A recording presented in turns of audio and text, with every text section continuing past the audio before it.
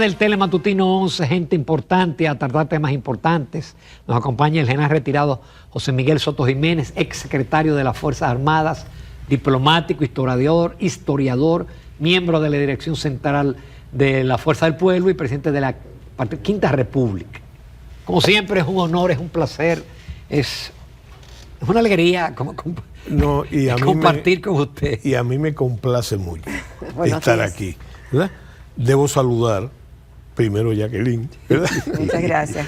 Fue un asunto de género, además, y de respeto y admiración. Gracias. Y luego a ti, que tenemos mucho tiempo conociéndonos, ¿verdad?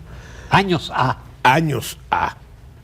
Lo que es un arma que no debe utilizarse contra nosotros, pero es así. Bueno, demostrar mi satisfacción de siempre de estar aquí. Y yo tengo una admiración muy particular por este programa. Yo te decía fuera de cámara que ustedes viven en una eterna milicia, solamente por el hecho de levantarse y de asumir los temas nacionales todos los días, que parece una tarea fácil, pero no lo es. Y si encima de esa se hacen juicios, que es lo que yo admiro del programa, aquí se articulan ideas, no simplemente es enunciar cosas, sino ¿con qué fin? De orientar a la gente que ustedes se deben. Y a mí me gusta invitarlo porque usted orienta también. Justamente tratamos un tema que usted sabe más que nosotros de eso, porque fue diplomático, ha manejado mucha información, ha escrito mucho sobre Trujillo, ha escrito mucho de la historia dominicana. Y estamos viendo que con los papeles desclasificados de Kennedy están saliendo muchísimas cosas de la República Dominicana, de complot en la época de Balaguer, de complot contra Fidel Castro, y también cuestiones que tocan el honor y de la justiciamiento y la nombradía de los héroes, de los que mataron a Trujillo, y también de todo lo que fue la época de Trujillo.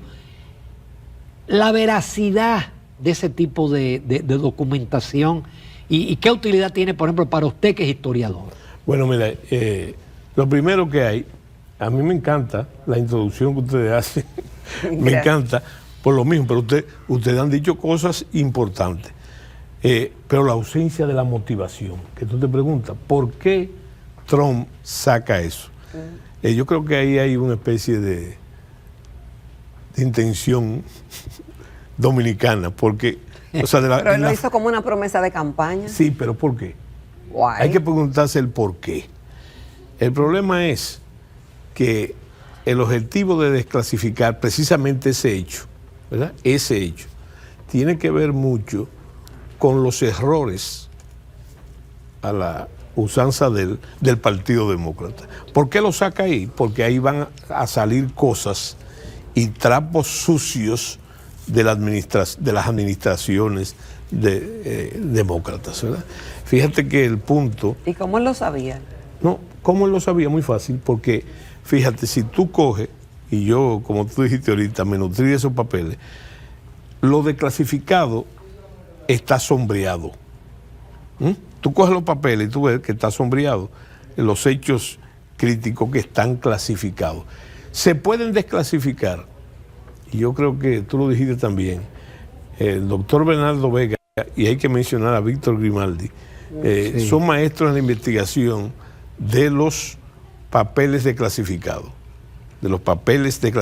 que con una instancia, Jacqueline, que tú hagas, usted puede lograr la desclasificación a destiempo. ¿Por qué se clasifican documentos y cómo se desclasifican, general? Precisamente para cuidar lo que se llama ya el establishment, ¿verdad? Por esos mismos errores. Ahora, ¿qué hace? Por eso digo que es una dominicanada, lo de Trump.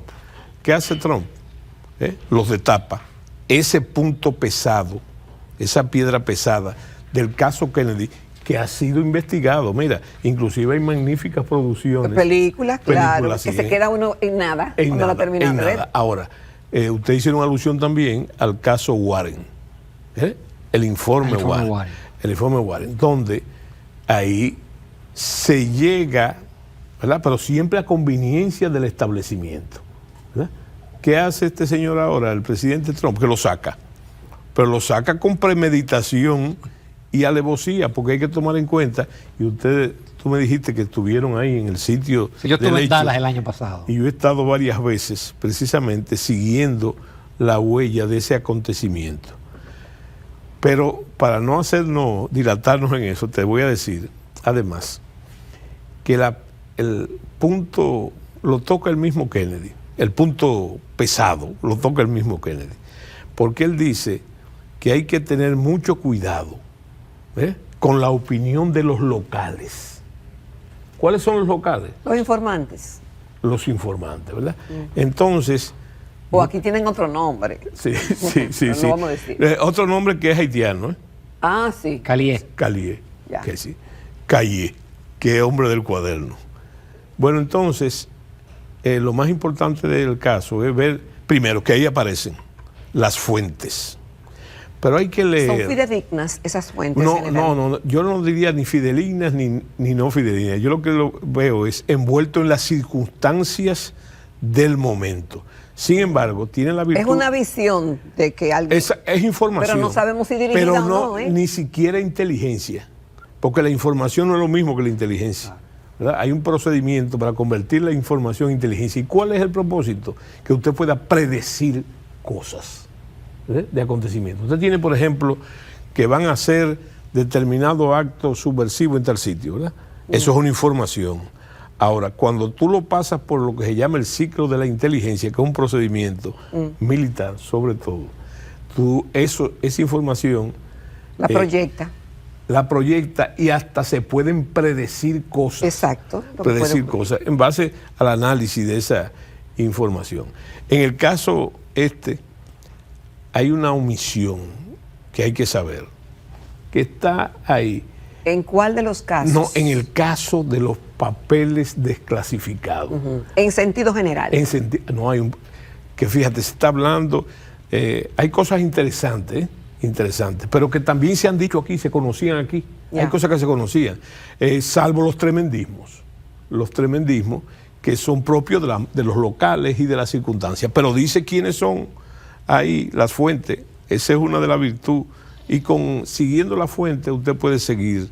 Han criticado decirlo. Hay que decirlo, no decirlo, y el valor histórico que tiene esto, la revelación de estos papeles desclasificados. Pero fíjate, siempre siguiendo la información de Kennedy, lo que dijo él sobre los locales, ¿verdad? Y de las circunstancias. Entonces, ¿usted quiere decir que eso hay que mirarlo con pinza? No, lo que hay que hacer, simplemente, ¿verdad? Lo que hay que coger ahora es someterlo a nuestro interés, al análisis. Yo lo que te decía, que hay otro informe, no sobre la muerte de Kennedy, sino sobre la muerte de Trujillo. Muy importante, que lo ordenó, no solamente, no es exclusivo de Trujillo, sino es un informe que ordenó el Senado de los Estados Unidos sobre los magnicidios que han patrocinado los Estados Unidos. ¿Verdad? Entonces, ahí hay mucha información sobre eso. Y los mismos documentos denuncian cosas, ¿verdad? Por ejemplo, hay una vieja discusión que está aclarada ahí, en uno de esos documentos. No lo que se ha explotado de los documentos, sino con el caso de Trujillo. Participó la CIA. Esa era mi pregunta, que si fue patrocinada la CIA. Yo creo que, fíjate, y es interesante, por eso hay que hurgar en documentos nuestros, ¿verdad? Que se han escrito en el gran debate. Bueno, la CIA no participó como tal, porque el primero que comenzó... Fue autoría local completamente, general, espérese, todo, es decir, la logística. A eso voy. Todo lo que implicó. A eso voy. Fíjate qué contradicción si seguimos la lógica dominicana. El primer presidente que comenzó a plantear la posibilidad y a tratar de llevarla a cabo, de matar a Trujillo, fue el presidente Eisenhower, ¿verdad? Y hay documentos también. Que atestigan, inclusive, que refrendan eso. Pero claro, inclusive en un seminario que se hizo, que lo hizo el profesor Bosch, en el que participó mucho Víctor Grimaldi como investigador, el profesor Bosch hizo una revelación importante al respecto. Inclusive en la administración Eisenhower, digo que es paradójico porque se supone en la lógica nuestra, dominicana, que Eisenhower era militar, Trujillo era militar. Sin embargo, se sabe que inclusive se trató de matar a Trujillo en el hipódromo, en esa administración, auspiciado por la administración. El cambio Kennedy, el cambio de gobierno Kennedy, se puede decir, que es lo que dicen los documentos, que trató de desembarazarse de esa posición de Eisenhower, ¿verdad? Pero era tarde, porque como tú dices, había tomado vida propia. Vida propia. Yo fui relacionista público del general Inver, y cada vez que se le tocaba ese tema, él decía que eso no, que el complot era puramente dominicano. Sí. Y eso, autoría y ejecución dominicana. Pero ¿y Wimpis? No, no, porque eso es lo que dicen los documentos. Mira lo que dicen los documentos, que yo considero interesante. Que llegó un momento en la administración Kennedy que ya no se podía parar el complot, ¿verdad? Pero ellos dicen una palabra clave, que es un anglicismo. Entonces ellos se dedicaron a monitorearlo, porque siempre se pensó que la muerte de Trujillo podía implementar lo que pasó en Cuba. ¿Me entiendes? Recuerda que la Revolución Cubana es del 59, ¿verdad? Sí. Y entonces siempre la desaparición de Trujillo. Y hay un documento interesantísimo, producto del... Fíjate la polémica que se armó allá en los organismos de seguridad. Llegó un momento que en lo que yo soy el jefe del Comando Sur, ¿verdad?, recomienda tener cuidado con matar a Trujillo, que Trujillo ha sido tradicionalmente su aliado, ¿verdad? El que era el enemigo, ¿verdad?, piensen en el momento, era Cuba. Claro. Era Cuba. Entonces, a ver a quién se apoyaba en el litigio final que tuvo el asunto de Fidel Castro. Entonces, ¿por qué yo le doy aquiescencia a la versión del general Inver? A esa reacción, no fue que yo me senté a hablar con él, que hablamos muchas veces después del acontecimiento, sino porque él era un gran amigo de los Estados Unidos, por no decir otra cosa. Una cosa en general, sí, en su experiencia del ajusticiamiento del tirano Rafael Leónidas Trujillo, sí, y algunas cositas que han salido en el fin de semana y en estos días, ¿se ha dicho toda la verdad o todavía cabe espacio para hacer una investigación más profunda? Mira, que quizá arroje nuevos elementos? Sin sesgo, déjame decirte una opinión personal. Sí. Llegó un momento, después de muchos años de investigación, y recuérdate que mis años de investigación se trata también de forma generacional. ¿Por qué? Porque yo, siendo un niño, viví los acontecimientos. Pero un niño, tú dirás, bueno, pero un niño es un niño. Pero hay que decir dos cosas. Primero, mi abuelo fue el último ministro de educación del gobierno de Trujillo, del régimen de Trujillo. Así como Balaguer fue el presidente en los años 60. Y el proceso de destrujillación. Hay mucha gente, también historiadores, y yo tomé la siguiente determinación: no escribir más sobre Trujillo, sino sobre ese acontecimiento. ¿Por qué no escribir más sobre Trujillo? Se ha escrito demasiado. Bueno, pues yo te he dicho a ti que, fíjate, y hay un problema inclusive mercadológico. Trujillo vende. Sí. Vende. Sigue vendiendo. Sí, yo tengo 346 libros en mi biblioteca sobre Trujillo. Sobre Trujillo. Trujillo, ¿verdad? Entonces, fíjate, eso sigue. Y esto es un detonante también, el asunto de los documentos es. Pero porque no comprende cuál es la intención de Trump. La intención de Trump no es aclarar la muerte de Trujillo. No, hombre. Que salgan algunos pecados demócratas ahí. Exactamente. Y en el caso Kennedy, ustedes van a ver sencillamente que eso es algo, es una piedra pesada para ellos, ¿verdad? Y los republicanos. Entonces, sacar esos pecados del closet, ¿verdad?, tiene como fin anular realmente y desacreditar las administraciones demócratas. Ese es el propósito. Trump no está pensando en la República Dominicana, ¿verdad? No. Y en las lecciones históricas, no. De repente ni en el contenido de lo que tiene. Exactamente, lo que está haciendo Trump, eso es una saeta envenenada, una flecha de parto del presidente Trump contra el Partido Demócrata, ¿verdad? Y ya yo te dije que el problema fue de que los Estados Unidos en la administración Eisenhower motorizaron el atentado contra Trujillo. Había que salir de Trujillo. Hay una entrevista muy publicitada de Trujillo, que Trujillo lo dice. Y es interesante esto, porque Trujillo, cuando le preguntan en su hacienda, él dice, no, todos son enemigos, todos han sido enemigos.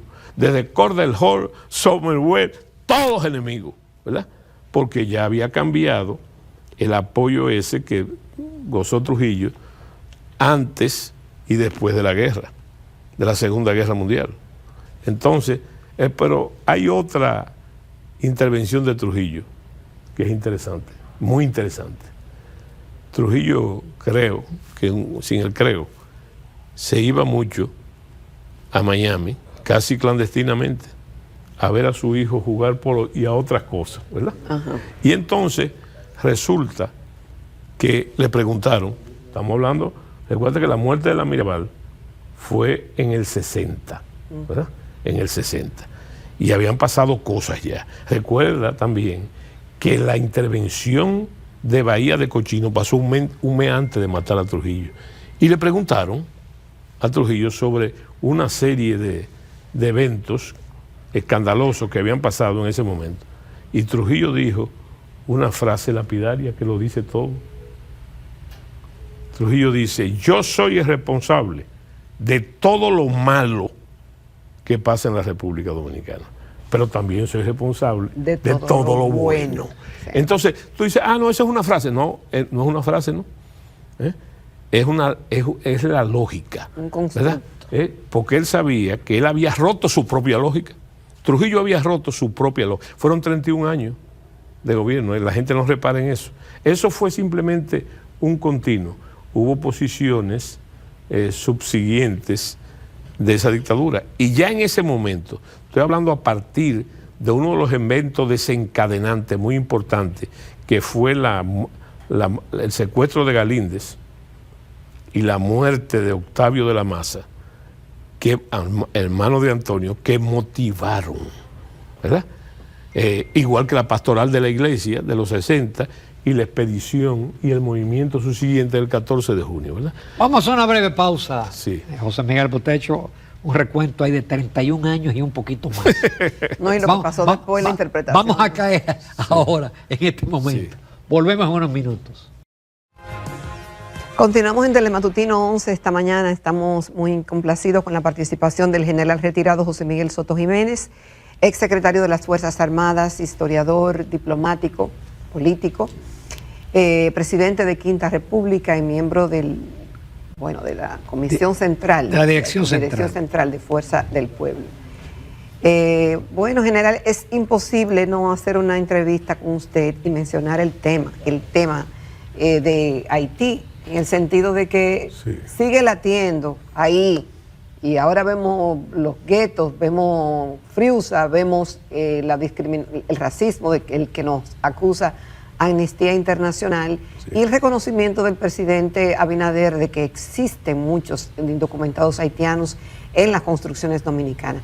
¿Cómo vamos a armonizar esto y no aparecer localmente e internacionalmente como un país que tiene una visión bipolar con respecto a un mismo tema? Mira, tú comenzaste, yo creo, por donde debimos comenzar ese tema, ¿verdad?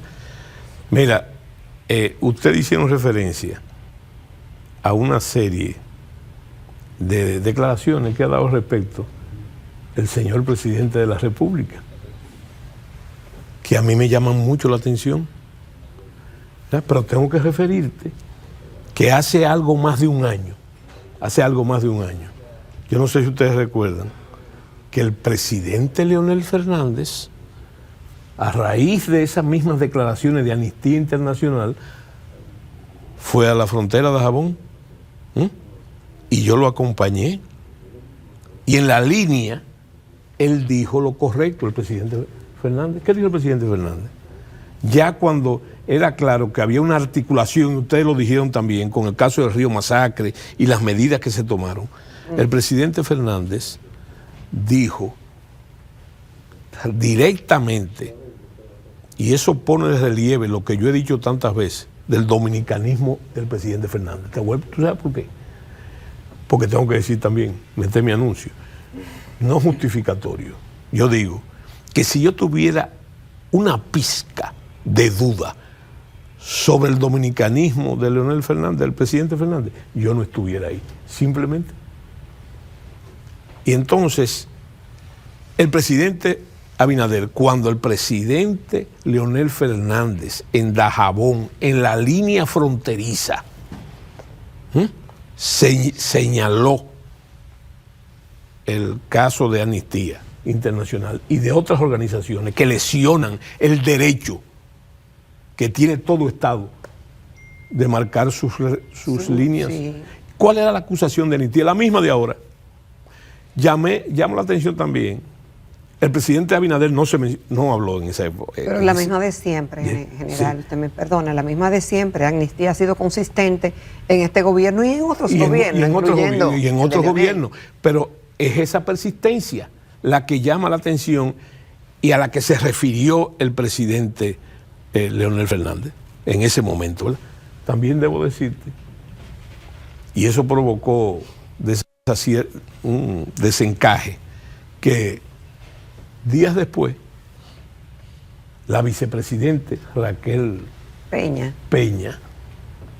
y yo lo dije en este mismo programa, que por cierto tengo un chisme con ustedes por eso, porque ese libro fue anunciado aquí, en este mismo programa, como primicia.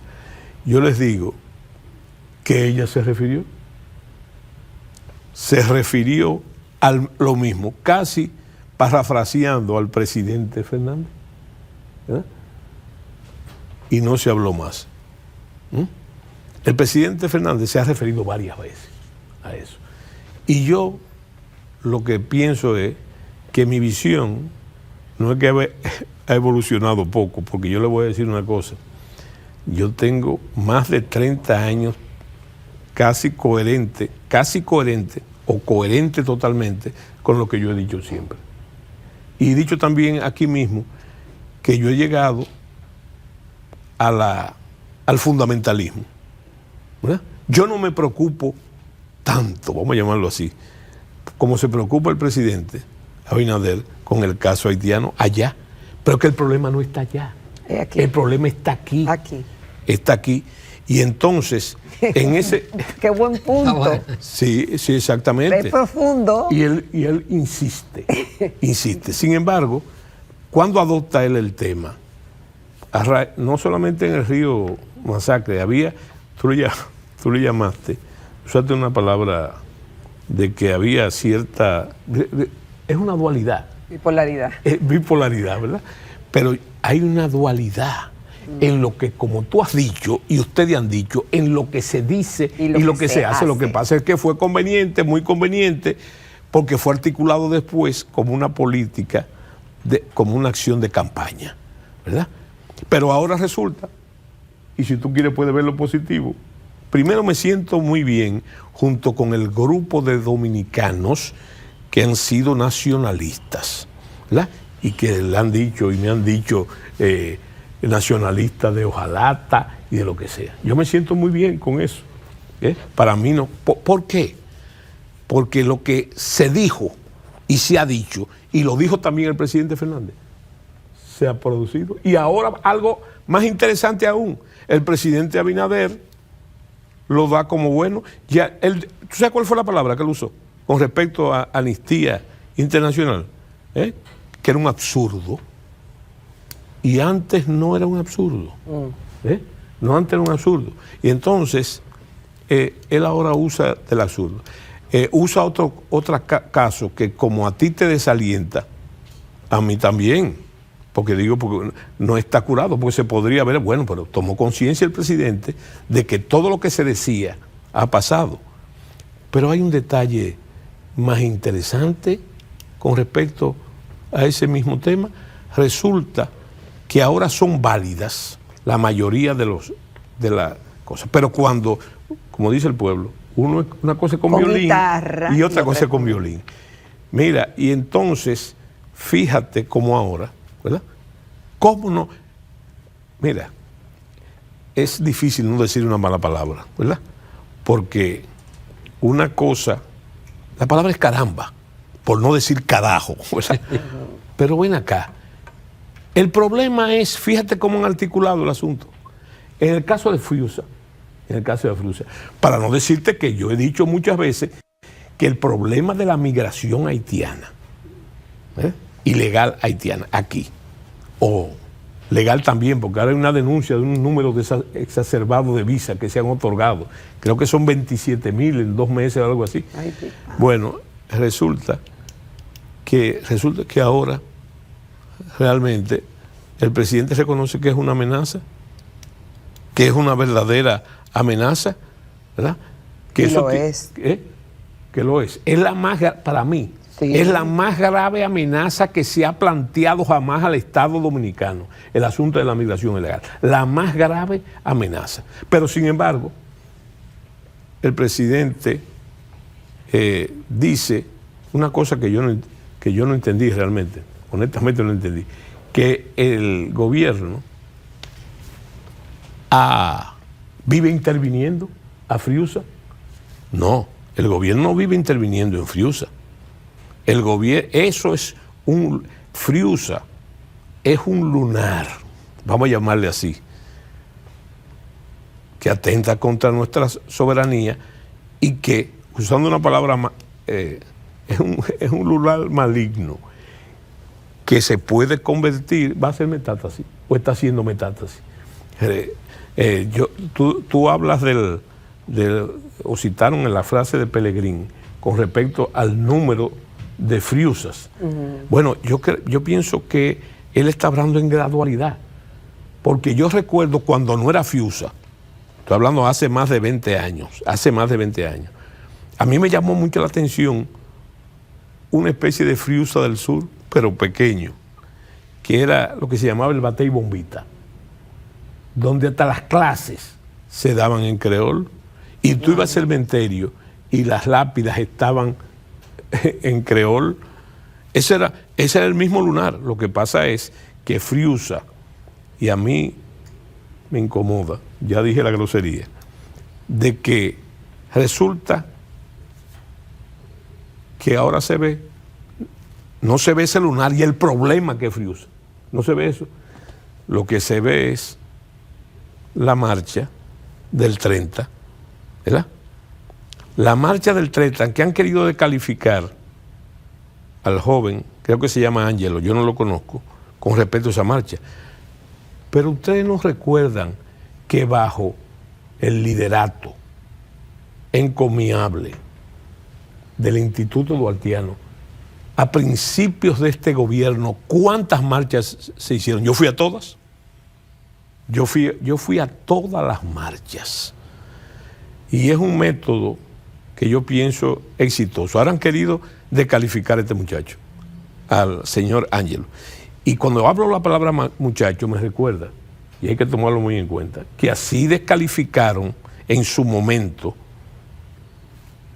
a los trinitarios. Le decían la revolución de los muchachos.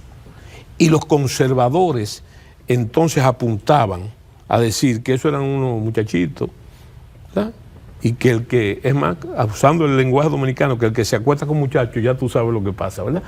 Sin embargo, esos muchachos hicieron la independencia. Yo veo ese movimiento, el de la orden, la vieja orden, como una expresión más de esa dominicanidad. Y que sean jóvenes, se dice también que son desapresivos y violentos, pero mira, yo me dediqué ahora a propósito, yo oí en un programa de un colega de Peguero la entrevista de él, yo no lo vi desorejado, y además que pasó un hecho y no hubo violencia. ¿Tú recuerdas la manifestación que hicieron en la plaza? Sí. Todo el mundo apostó que iba a haber tiro, no hicieron nada, ¿verdad? Entonces, ¿por qué descalificar a la orden? Y si tú me preguntas a mí directamente, hay que apoyar eso, y yo lo apoyo. ¿Por qué no apoyarlo? Sería desmentirme. Además que el problema no son ellos, ni la marcha, es Friusa. Lo que ha sido Friusa y las complicidades de Friusa. ¿Me entiendes? Ahora, naturalmente, hay que decirlo y reiterarlo. Eso no puede ni debe ser violencia.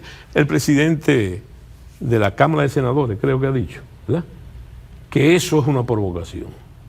Mientras que el diputado vocero de la Fuerza del Pueblo, ¿qué ha dicho? Es todo derecho. Fíjate que fue aprobado ya por Farid de la Marcha. Claro. ¿Verdad? Ahora, lo que dice el diputado, ¿verdad?, el vocero, ¿tú sabes lo que es? Que las Fuerzas Armadas, las autoridades y la policía deben garantizar la seguridad de la marcha, como ha sido siempre.